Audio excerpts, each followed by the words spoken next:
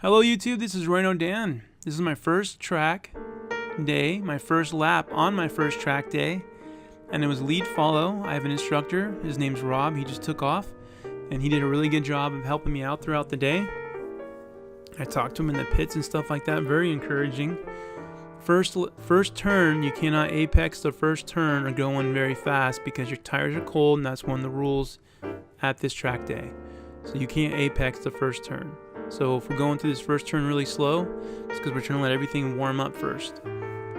Another thing we had rules on too, that we had to be very predictable so the riders can go around us. So we don't want to cause accidents or cause incidents. Track days are no fault days, which means even if I cause an accident, I'm not at fault. You had to sign a waiver on that. But being courteous to kind to other riders, you know, that's part of being predictable, not being a wild card asshole, if you will. Then another thing is too, that this GoPro does not do justice on is elevation changes. Right there, we went up a hill, down this hill right here to this right-hand turn. It looks like we almost went down flat. It's not flat by any means. None of this course is flat except for the couple straights.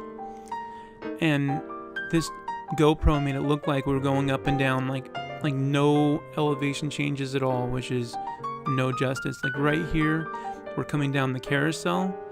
This carousel was a monster of a turn, and it looks like it's level, like maybe a little bit of a decline. Man, when I first saw this, I was like, oh my god, I was freaking out. And then I had all this room to go on the right to run off, and I was like, dang, went way too far right, and a little rut in the road right there kind of caused me a little trouble. Pretty intimidated. This next turn right here gave me a little bit of trouble throughout the day. This turn right here, I didn't do the double apex properly. I had to go like he did, like Rob. I had to go out and then flick it in again. I always wanted to cut straight across and make it one single turn instead of two turns.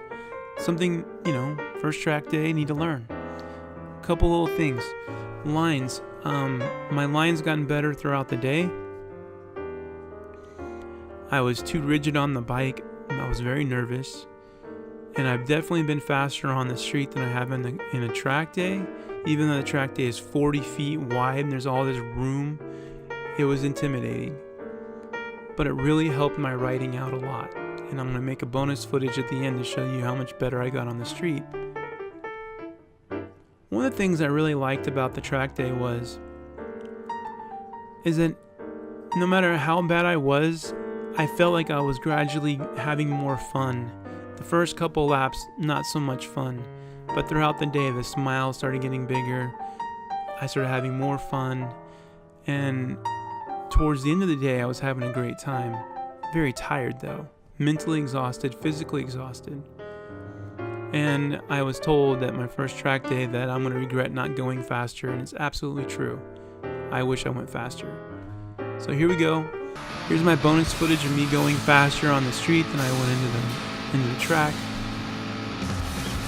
Corners are different, obviously, but it doesn't change the fact though that I'm doing better. I'm flicking the bike faster, and I'm going deeper in the corners without turning early.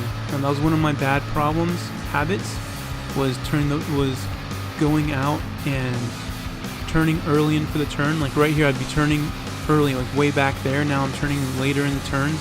I've gotten a lot better on that. So much better. I'm actually using 2 points of vision on my look points, which is great. I'm improving a lot. And part of it's from the Keith Code Clinic, part of it's from the track day, part of it's just from getting better and practicing in parking lots, learning how to countersteer and flick the bike on my own. There's been a lot of growth. And it's not something that I don't think track time or even saddle time alone can do it. It's more of like getting dedicated practice and discipline and trying to go out and to will yourself to becoming better. A lot of guys will go out and just ride thinking that makes them better. It makes them a little bit better, but you're always doing the same things you're comfortable with, right? And you're staying in your comfort zone. Like right here's a good example.